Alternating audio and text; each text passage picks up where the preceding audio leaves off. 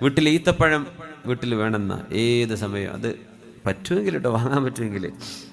കടം വാങ്ങിയിട്ട് ബാങ്കിൽ കൊണ്ടുപോയി പണയം വെച്ചിട്ടൊന്നും വാങ്ങിക്കണ്ടേ. ഈത്തപ്പഴം വേണം, അത്തിപ്പഴം വേണം, ഒലീവ് ജെയ്ത്തൂനില്ലേ ഒലീവ്, അത് ഉപ്പിലിട്ടതോ അല്ലാത്തതോ, ഒലീവ് വേണം, തേന് വേണം. ഈ നാലും ഒരു വീടിൻ്റെ സൗഭാഗ്യമാണെന്നാണ് വിശുദ്ധ ഖുർആൻ എടുത്തു പറഞ്ഞ വലിയ ശ്രേഷ്ഠതയുണ്ടെന്ന് പറഞ്ഞ സാധനങ്ങളാണിതൊക്കെ. എപ്പോഴും എല്ലാം കിട്ടിക്കൊള്ളുന്നില്ല. പറ്റുന്നെങ്കിൽ മിനിമം ഈത്തപ്പഴവും തേനും. വയനാടൊക്കെ അതുകൊണ്ട് നല്ല ഒറിജിനൽ തേൻ കിട്ടും അല്ലേ? അങ്ങനെ പറയല്. വയനാട്ടിൽ പറ്റിക്കുണ്ടോന്ന് അല്ലാഹു ആലം. ചക്കരയിലേക്ക് വിടുന്നില്ലല്ലോ. അൽഹംദുലില്ലാഹ്. അപ്പോൾ അൽഹംദുലില്ലാഹ്. അപ്പോൾ അതുകൊണ്ട് നമ്മുടെ വീടുകളിൽ അതെപ്പോഴും വേണമെന്നാണ്. തേനില്ലാതിരിക്കരുത്. അതുപോലെ ഈത്തപ്പഴം, തമ്ര് ഒരു ബറക്കത്താണ്. പിന്നെ 2 കൂടെ അത്തിപ്പഴവും സൈത്തൂനും ഒലീവും പറ്റുന്നെങ്കിൽ.